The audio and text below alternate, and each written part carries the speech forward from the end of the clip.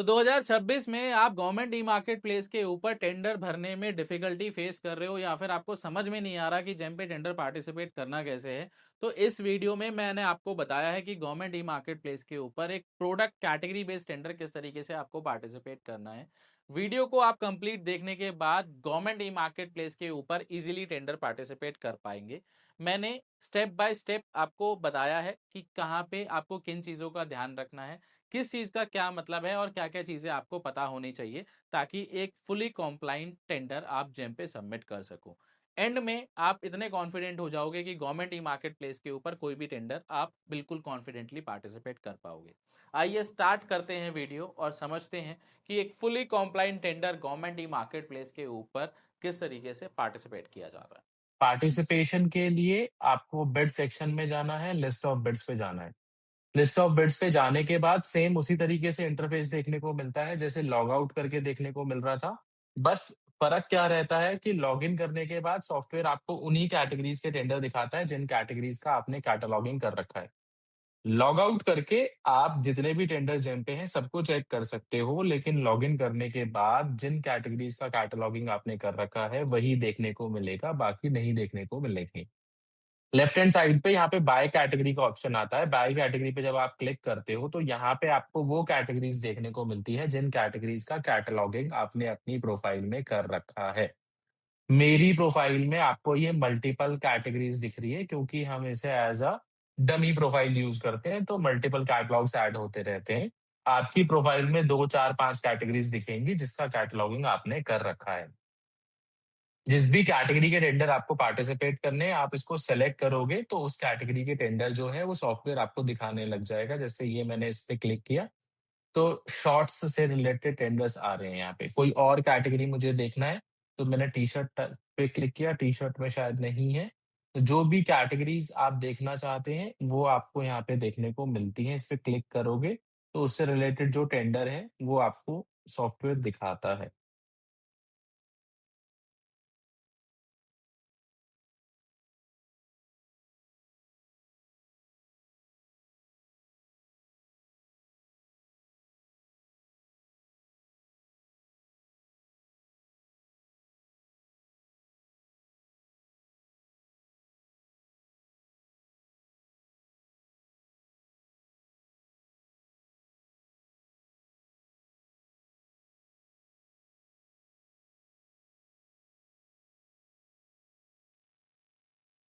तो मैंने इस कैटेगरी को क्लिक किया तो इस कैटेगरी से रिलेटेड जो भी टेंडर है वो मेरे सामने आने लग रहे हैं।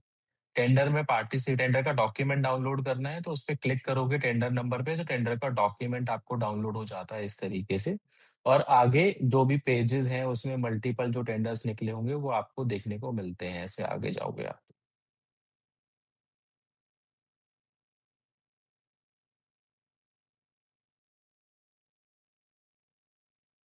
टेंडर में आपको पार्टिसिपेट करना है तो पार्टिसिपेट पे आप क्लिक करोगे।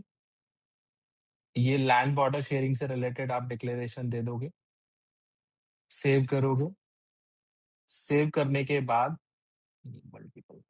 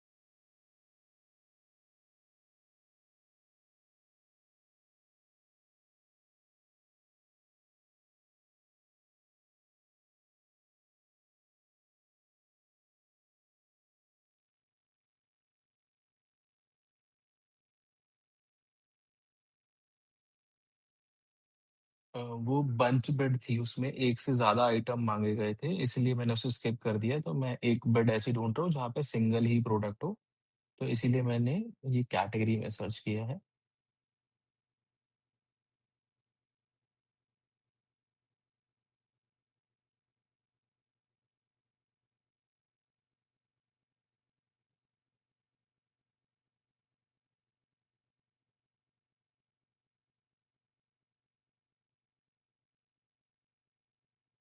पार्टिसिपेट पे क्लिक करेंगे। लैंड बॉर्डर शेयरिंग से रिलेटेड हमने डिक्लेरेशन दे दिया। पार्टिसिपेट पे आप जाते हैं तो अंदर इस तरीके से बिड डिटेल्स आपको देखने को मिलती है। सबसे पहले आपको देखने को मिलता है स्टार्ट डेट और एंड डेट। स्टार्ट डेट और एंड डेट से सबको समझ में आता है कि टेंडर कब निकला और आप पार्टिसिपेशन के लिए कब खत्म होगा। उसके बाद है बिड वैलिडिटी। बिड वैलिडिटी का मतलब ये है कि जो भी टेंडर आप पार्टिसिपेट करते हो, उसके अंदर आप जो प्राइस डालते हो, जो आप डॉक्यूमेंट डालते हो, वो कितने टाइम तक वैलिड रहता है। मतलब आपने कोई टेंडर पार्टिसिपेट किया, एक ₹10 का प्राइस आपने डाला। अब ऐसा तो नहीं है ना ₹10 का प्राइस आपने हमेशा के लिए कमिट कर दिया कि बायर 2 साल बाद भी अगर उस टेंडर को कंप्लीट करेगा तो आप ₹10 में ही मटेरियल दोगे। तो ये टाइम वो टाइम होता है, मतलब बिड वैलिडिटी वो टाइम होता है जहाँ पे आपने ₹10 का जो प्राइस डाला है, अगर इस बीच अगर आपको ऑर्डर मिलेगा तो आपको ₹10 में ही देना पड़ता है। लेकिन आफ्टर बिड वैलिडिटी मतलब 90 डेज के बाद अगर बायर ₹10 में ऑर्डर प्लेस करने की कोशिश करेगा, तो पहले उसे L1 वाले बिडर से कंफर्मेशन लेना पड़ता है कि आपने जो वो प्राइस डाला था उसमें आप सप्लाई कर सकते हो कि नहीं कर सकते। L1 बिडर एक्सेप्ट कर लेगा तो वो ऑर्डर प्लेस कर पाएगा, अगर रिजेक्ट कर देगा तो उसे दोबारा से रीटेंडर करना होता है। तो बिड वैलिडिटी का मतलब ये है कि आप टेंडर में जो भी ऑफरिंग देते हो, whether it is technical offering और फाइनेंशियल ऑफरिंग, वो कितने टाइम तक वैलिड है। हर एक टेंडर की बिड वैलिडिटी अलग-अलग होती है, आप यहाँ पे उसे चेक कर सकते हो। बिड वैलिडिटी टेंडर के एंड डेट के बाद स्टार्ट होती है, मतलब 15 जुलाई के बाद ये 90 डेज काउंट होंगे। फिर उसके बाद है bid opening date. Bid opening date का मतलब ये है, देखिए बिड एंड डेट क्या है? 15 तारीख 10 बजे और ओपनिंग डेट है 10:30 बजे। देखिए इसका मतलब ये नहीं है कि 10:30 बजे इस टेंडर का रिजल्ट आ जाएगा और आपको पता लग जाएगा कि ये टेंडर किसको मिला और किस रेट पे मिला। इसका मतलब खाली इतना है कि आधे घंटे का टाइम सॉफ्टवेयर लेता है बायर के लिए सारी चीज़ों को रेडी करने के लिए। अब आधे घंटे बाद ना बायर इस टेंडर को कभी भी ओपन कर सकता है। अब बायर के ऊपर डिपेंड करता है कि वो उसे आधे घंटे बाद करे, 1 घंटे बाद करे, 4 घंटे बाद करे या 4 महीने बाद करे, वो बायर के ऊपर डिपेंड करता है टोटली। तो इसका मतलब खाली इतना है कि आप जो बिड ओपनिंग डेट है या फिर ये आधे घंटे का टाइम जो है वो बायर को लिए सॉफ्टवेयर लेता है, उसके अलावा इसका कोई भी मतलब नहीं है। उसके बाद यहाँ पे आपको बायर देखने को मिलता है, जिसने टेंडर निकाला है। बायर कौन है? अजय कुमार जी बायर हैं। बायर वो होता है जो टेंडर को निकालता है, जो टेंडर को पब्लिश करता है, फ्लोट करता है। यहाँ पे ऊपर आपको कंसाइनी देखने को मिलता है। कंसाइनी वो होता है जहाँ पे हमें मटेरियल डिलीवर करना होता है। देखिए इस केस में ये दोनों ही पर्सन सेम है, लेकिन बहुत सारे केसेस में ये दोनों पर्सन अलग-अलग होते हैं। देखिए बायर से हमें कोई लेना-देना नहीं है। बायर का काम खाली इतना है टेंडर को फ्लोट करना, उस प्रोक्योरमेंट को कंप्लीट करना। लेकिन जहाँ पे हमें मटेरियल देना है ना, वो पर्सन होता है कंसाइनी, जहाँ पे आपको कल को डोर डिलीवरी देनी है अगर आपको ऑर्डर मिल जाता है। तो कई लोग मिस्टेक क्या करते हैं, बायर की लोकेशन चेक करते हैं, कंसाइनी की चेक नहीं करते। ऐसा हो सकता है कि टेंडर निकला है दिल्ली से और मटेरियल देना है केरला में। आपने दिल्ली के अकॉर्डिंग फ्रेट कैलकुलेट किया, कल को ऑर्डर आया तो पता लगा केरला में आपको मटेरियल डिलीवर करना है। फ्रेट कॉस्ट आपका इतना बढ़ जाता है कि आप उसे मटेरियल को कल को डिलीवर नहीं कर पाते। तो कहने का मेरा ये मतलब है कि जब भी आपको किसी भी टेंडर के लिए प्रिपेयर करना है, हमेशा कंसाइनी की लोकेशन आपको चेक करनी है। उसके बाद यहाँ पे नीचे आपको देखने को मिलता है कि कितनी क्वांटिटी का टेंडर है। स्पेसिफिकेशन पे जाओगे, तो यहाँ पे आपको देखने को मिलता है कि किस स्पेसिफिकेशन का, किस टाइप का प्रोडक्ट बायर ने डिमांड किया है। आप नीचे आओगे, सेलेक्ट कैटलॉग पे क्लिक करोगे। सेलेक्ट कैटलॉग पे क्लिक करने के बाद यहाँ पे सॉफ्टवेयर मुझे दिखा रहा है कि बायर की रिक्वायरमेंट के अकॉर्डिंग आपके पास आपकी प्रोफाइल में कोई भी प्रोडक्ट अपलोडेड नहीं है। देखिए, इस कैटेगरी का कोई ना कोई प्रोडक्ट तो मेरी प्रोफाइल में एडेड है, तभी सॉफ्टवेयर मुझे इस कैटेगरी का टेंडर दिखा रहा है। लेकिन ऐसा पॉसिबल है कि बायर को जो ये टेक्निकल स्पेसिफिकेशन चाहिए, इस स्पेसिफिकेशन पे मेरे पास प्रोडक्ट ना हो। देखिए, जेम पे अगर आपको कोई भी टेंडर पार्टिसिपेट करना है ना, तो बायर की रिक्वायरमेंट को आपको एग्जैक्ट मैच करना होता है। एक-एक पैरामीटर मैच होना होता है। अगर एक भी पैरामीटर में कहीं पे भी मिसमैच होगा ना, तो सॉफ्टवेयर आपको टेंडर पार्टिसिपेट नहीं करने देगा। जेम के पहले क्या होता था कि ये जो टेक्निकल कॉम्प्लायंस है ना, ये पेपर पे बनती थी। पेपर पे बनती थी मतलब एक जगह आप बायर की रिक्वायरमेंट लिखते थे और एक जगह आप जो ऑफर कर रहे हो ना, उसे लिखते थे। कहीं पे कोई डेविएशन होती थी ना तो उसे मेंशन कर देते थे कि आपने ये माँगा है और मैं ये ऑफर कर रहा हूँ। अगर बायर को लगता है कि वो एक्सेप्टेबल है तो वो एक्सेप्ट कर लेता था। सपोज़ एक बायर है जिसे एक स्मार्टफ़ोन खरीदना है और उसे इंटरनल मेमोरी रिक्वायरमेंट है 128 जीबी और आपके पास जो मॉडल है ना वो ऑफर करने के लिए वो है 256 जीबी का। अगर आप ये पेपर में किसी को लिख के दोगे ना कि आपने माँगा था 128 और मैं ऑफर कर रहा हूँ 256 मतलब सेम ही प्राइस में, तो शायद वो सामने वाला इंसान एक्सेप्ट कर ले। लेकिन सॉफ्टवेयर को ना वो लैंग्वेज समझ में नहीं आती। अगर टेंडर निकला है 128 जीबी पे तो 128 पे ही पार्टिसिपेट होगा, ना ही 256 पे, ना ही 512 पे और ना ही उससे कम में। तो कहने का ये मेरा मतलब है कि जब भी आपको गवर्नमेंट ई मार्केट प्लेस के ऊपर कोई भी टेंडर पार्टिसिपेट करना है, बायर की रिक्वायरमेंट के अकॉर्डिंग एक-एक पैरामीटर आपका मैच होना चाहिए, तभी आप पार्टिसिपेट कर पाओगे, अदरवाइज़ नहीं कर पाओगे। तो अगर मुझे इस टेंडर में पार्टिसिपेट करना है तो मुझे कैटलॉगिंग करनी है। कैटलॉगिंग करने के लिए हमने 2 तरीके समझे थे। एक तो आप पेयरिंग क्लोनिंग कर सकते हो, जो भी आपका प्रोडक्ट है उस कैटेगरी के अंदर जाके बायर की रिक्वायरमेंट के अकॉर्डिंग पेयरिंग क्लोनिंग कर सकते हैं और दूसरा फ्रेश प्रोडक्ट लिस्टिंग आप कर सकते हो। तो अभी के लिए हम लोग पेयरिंग क्लोनिंग में जाएँगे, जिस भी कैटेगरी में टेंडर निकला है उस कैटेगरी को मैं ओपन कर लूँगा।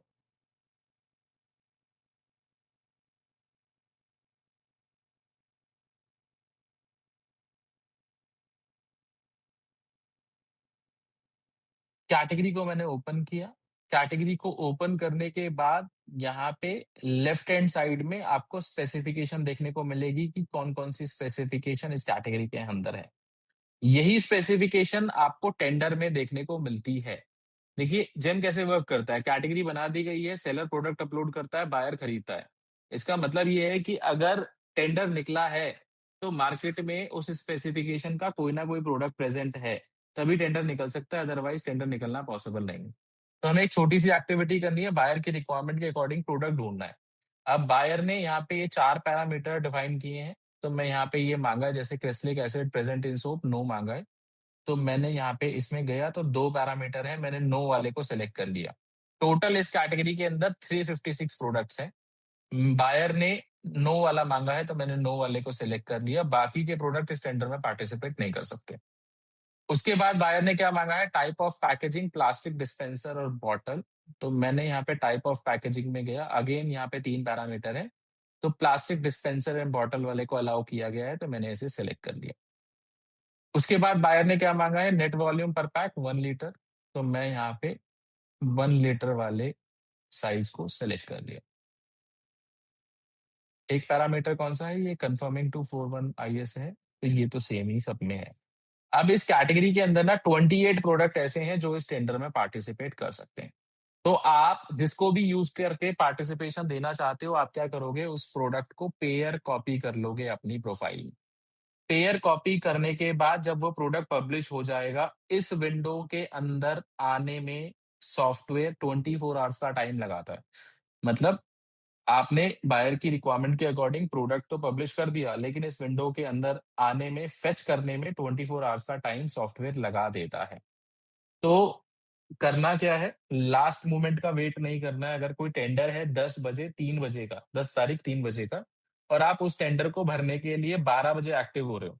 आप बायर की रिक्वायरमेंट के अकॉर्डिंग कैटलॉगिंग तो कर लोगे, लेकिन ये पॉसिबल है कि इस विंडो के अंदर सॉफ्टवेयर उस प्रोडक्ट को फेच ही ना करे और आप पार्टिसिपेशन कंप्लीट नहीं कर पाओगे। तो एटलीस्ट आपको 1 दिन पहले, 2 दिन पहले अपना कैटलॉगिंग वाला पार्ट कंप्लीट करके रखना है, ताकि लास्ट मोमेंट वाला कोई भी हैसल आपको फेस ना करना पड़े। अब ये जो 24 आवर्स का टैट बता रहा हूँ ना मैं, ये कोई जेम ने नहीं बताया। ये मैं अपने एक्सपीरियंस से शेयर कर रहा हूँ कि ये सेफ टाइम है कि इतने में तो आ ही जाएगा। अब कभी-कभार होता है कि जनवरी, फरवरी, मार्च में सॉफ्टवेयर ज़्यादा बिज़ी होता है, तो उस टाइम पे ये ज़्यादा टाइम भी लग सकता है और कभी-कभार ऐसा भी होता है कि 2-3 घंटे में भी प्रोडक्ट यहाँ पे आ जाता है। तो वो डिपेंड करता है कि सॉफ्टवेयर उस टाइम पे कैसे बिहेव कर रहा है। ठीक है, अब इसके आगे का प्रोसेस कैसे होगा वो समझ लेते हैं।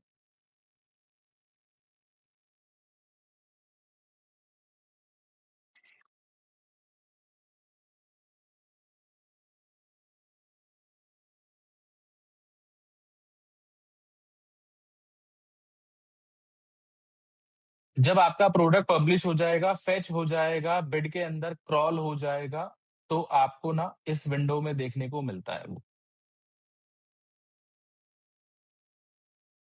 जैसे ये इस तरीके से दिख रहा है। कंफ्यूज मत होइएगा, वो एक दूसरा टेंडर था, ये दूसरा टेंडर है। इसमें पहले से कैटलॉगिंग कर रखी गई है ताकि ये प्रोसेस हम लोग कंप्लीट करके देख सकें। तो आप क्या करोगे, इसे चूज करोगे, जो भी प्रोडक्ट आपने डाला है उसे सेलेक्ट करके आगे मूव करोगे।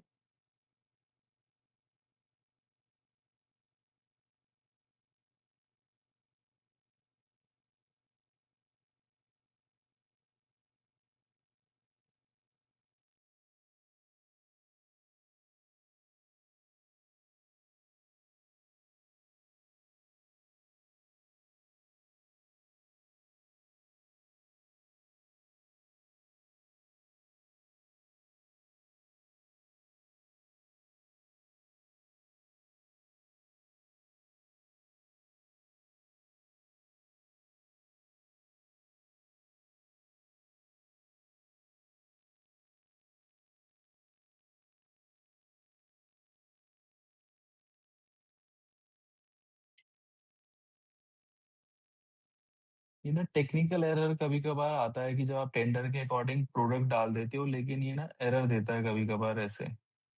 इसलिए अभी दे रहा है, मैं ट्राई करता हूँ कि ये हो जाए।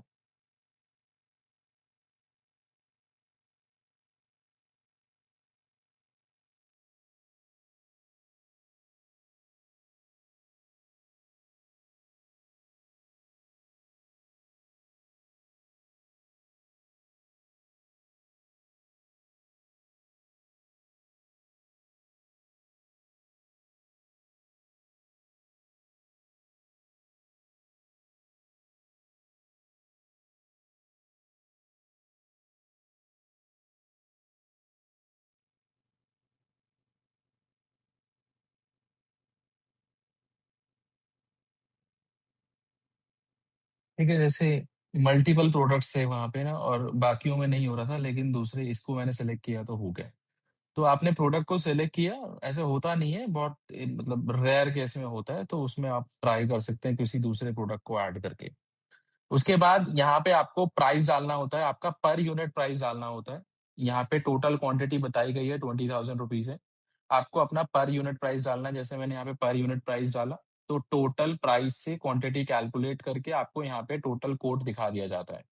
अब यहाँ पे जो आपको प्राइस डालना है ना, आपको सब कुछ इंक्लूड करके डालना है, आपका टैक्स, आपका प्रॉफिट, आपके जीएसटी, आपके जितने भी एक्सपेंसेस हैं, सब कुछ इंक्लूड करके डालना है। प्लस जेम के भी कुछ ट्रांजेक्शन चार्जेस होते हैं, उनको भी आप इंक्लूड कर सकते हो। देखिए, जेम पे जैसे ही आप 20 लाख के ऑर्डर कंप्लीट कर लेते हो ना, तो आपको माइलस्टोन चार्जेस पे करने होते हैं। 10,000 प्लस जीएसटी आपको जेम को पे करना होता है एज अ ट्रांजेक्शन चार्ज। और कोई भी ऑर्डर अगर आपको फिर 10 लाख से अबव का आता है, तो ऑर्डर वैल्यू का 0.30% आपको जेम को देना होता है as a transaction charge. From 10 lakh to 10 CR, इस बार के मतलब इस रेंज के बीच में अगर आएगा, तो आपको ऑर्डर वैल्यू का 0.30% जेम को देना है एज अ ट्रांजेक्शन चार्ज। और 10 CR से अगर आपको ऊपर का कोई भी ऑर्डर आता है, तो फ्लैट 3 लाख रुपीज आपको जेम को देना होता है एज अ ट्रांजेक्शन चार्ज। तो ये आपको जो भी एक्सपेंसेस हैं, जो भी आपके खर्चे हैं, वो सब इंक्लूड करके आप यहाँ पे डालोगे। फिर ना यहाँ पे डॉक्यूमेंट अपलोड करने होते हैं। इस टेंडर में ज्यादा डॉक्यूमेंट्स मांगे नहीं गए हैं। मैं कोई ऐसा टेंडर खोल लेता हूँ जहाँ पे मैक्सिमम डॉक्यूमेंट्स मांगे गए हों, ताकि हम डॉक्यूमेंट्स भी समझ लेंगे क्या क्या डॉक्यूमेंट मांगे जाते हैं।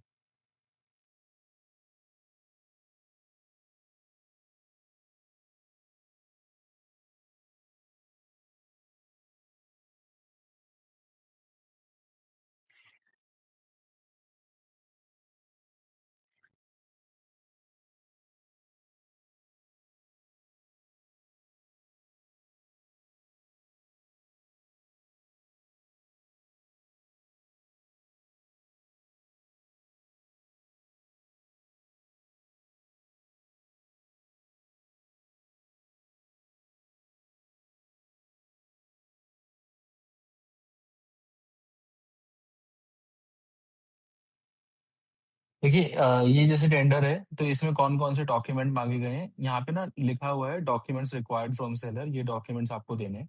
कौन कौन से डॉक्यूमेंट है? एक्सपीरियंस क्राइटेरिया, पास परफॉर्मेंस।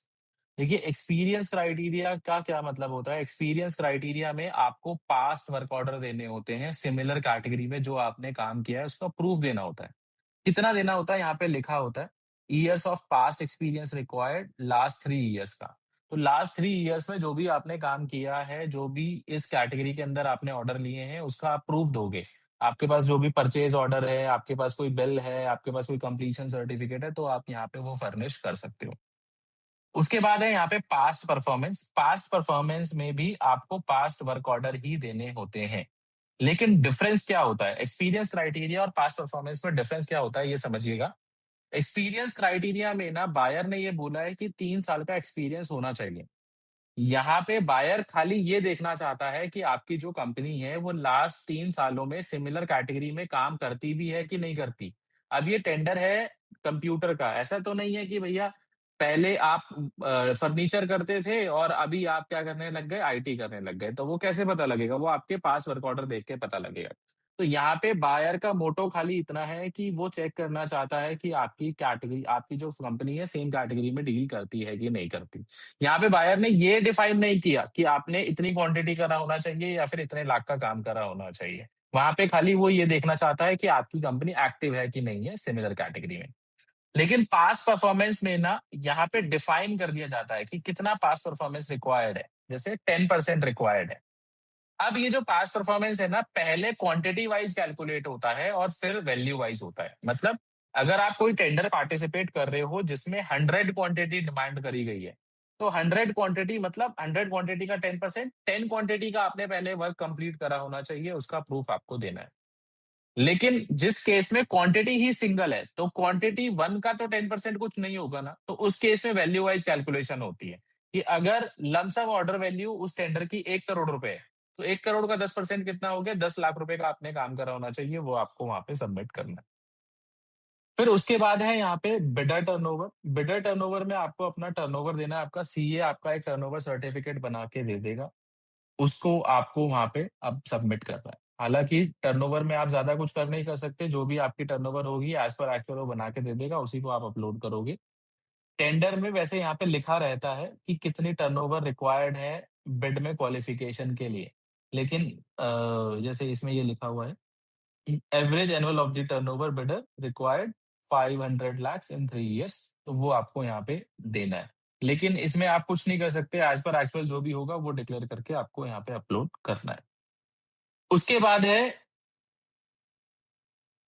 सर्टिफिकेट रिक्वेस्टेड इन एटीसी। सर्टिफिकेट रिक्वेस्टेड इन एटीसी का मतलब है certificate requested in additional terms and condition.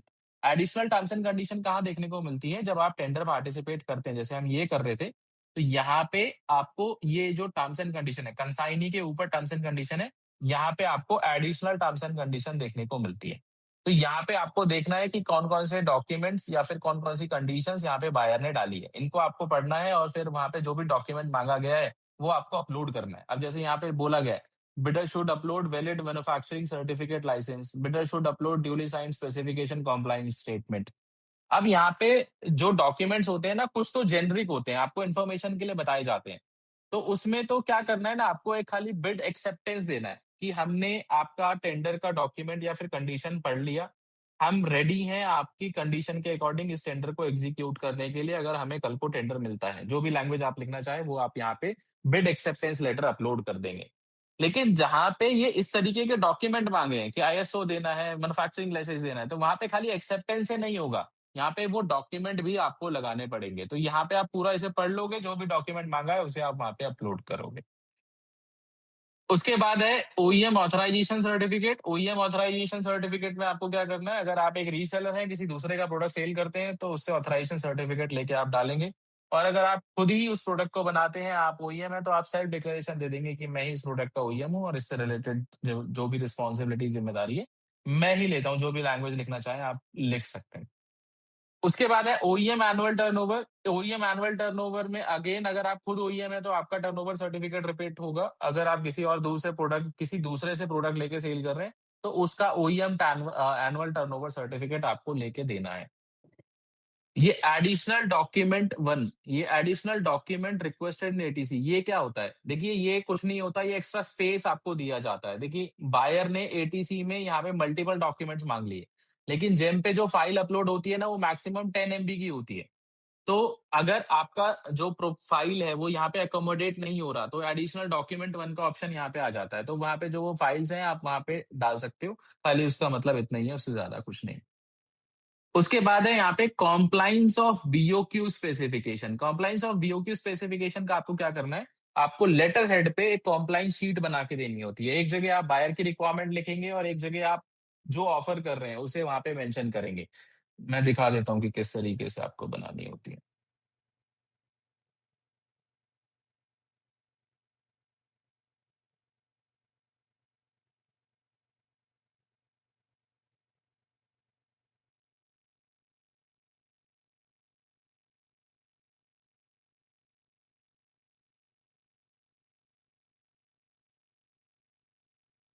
ये इस तरीके से ना कॉम्प्लायंस शीट आपको बनानी होती है। जैसे ये एक जगह बेड की रिक्वायरमेंट लिखी गई है और एक जगह हम जो ऑफर कर रहे हैं वो। बायर ने क्या माँगा था? इंडोर, आउटडोर और हायर। हम क्या ऑफर कर रहे हैं? इंडोर। बायर ने माँगा die cast aluminium, carbon fibre, magnesium alloy. हम क्या ऑफर कर रहे हैं? हमने यहाँ मेंशन कर दिया। तो इस तरीके से एक टेक्निकल कॉम्प्लायंस शीट आप बना के अपलोड करोगे।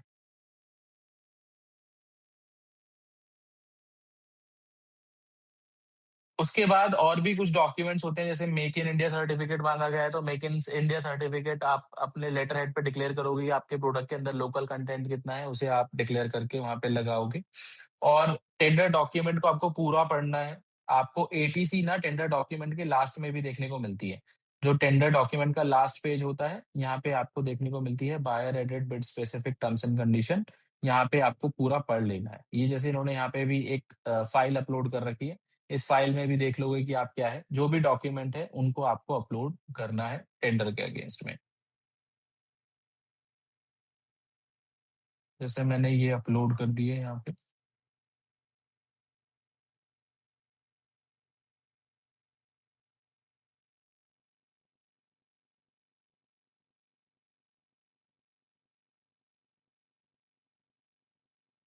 उसके बाद इस टेंडर में ईएमडी मांगी गई है, ईएमडी और ईपीबीजी। ईएमडी की फुल फॉर्म होती है अर्नेस्ट मनी डिपॉजिट। ईएमडी आपको टेंडर पार्टिसिपेट करने से पहले देनी होती है। बायर आपसे ईएमडी क्यों मांगता है? ताकि वो इंश्योर कर सके कि जितने भी लोग उस टेंडर में पार्टिसिपेट कर रहे हैं वो इंटरेस्टेड हैं उस काम को करने के लिए। ऐसा ना हो कि कल आपको ऑर्डर दे दिया जाए और आप बोलो कि मैं तो खाली चेक कर रहा था कि किस तरीके से टेंडर वर्क करता है। तो बायर वो श्योरिटी लेने के लिए बायर क्या करता है, छोटा-सा अमाउंट ईएमडी के रूप में सबसे डिपॉज़िट कराता है। जिसको वो टेंडर मिलता है उसकी ईएमडी एडजस्ट हो जाती है। जो लोग L2, L3 या फिर जो लोग रिजेक्ट हो जाते हैं, उनकी ईएमडी आपको 100% वापस मिल जाती है। जो लोग मैन्युफैक्चरर्स हैं और जो सर्विस प्रोवाइडर्स हैं, वो ईएमडी एग्जेम्पशन ले सकते हैं एमएसएमई प्रेज़ेंट करके। रूल ये कहता है कि एमडी की जो एग्जेम्पशन है खाली मैन्युफैक्चरर और सर्विस प्रोवाइडर के लिए है, रीसेलर और ट्रेडर के लिए एग्जेम्पशन नहीं है। ईपीबीजी उसी को देनी होती है जिसको टेंडर मिलता है। आपको एक टेंडर मिला 10 कंप्यूटर का और आपको 3 साल की मेंटेनेंस देनी है साथ में। आपको टेंडर मिला, आपने मटेरियल सप्लाई कर दिया, लेकिन वो जो 3 साल की मेंटेनेंस है, वो आप सही से दो ना दो, एज़ पर कॉन्ट्रैक्ट दो ना दो, तो उसको स्मूथली रन करने के लिए बायर क्या करता है, एज़ अ सिक्योरिटी एक ईपीबीजी के रूप में एक अमाउंट अपने पास रख लेता है, कि जो आपका टेन्योर है वो खत्म हो जाएगा, तो उसके बाद आपको ईपीबीजी भी वापस मिल जाती है। ईपीबीजी खाली उसी को देनी होती है जिसको टेंडर मिलता है और ईपीबीजी सबको देनी होती है, इसमें कोई भी एग्जेम्पशन नहीं मिलती है। तो जो भी आपका ईएमडी, ईपीबीजी है वो आप यहाँ पे डिपॉज़िट करेंगे। यहाँ पे आप सेलेक्ट करते हैं कि आपको बैंक गारंटी के मोड में देना है या फिर किसी मोड में देना है। यहाँ पे आप ड्राफ्ट जनरेट कर सकते हैं, ड्राफ्ट जनरेट हो जाता है। आप बैंक जाके अपना ईएमडी बना के यहाँ पे अपलोड करेंगे। डिमांड ड्राफ्ट भी यहाँ पे आप अपलोड कर सकते हैं।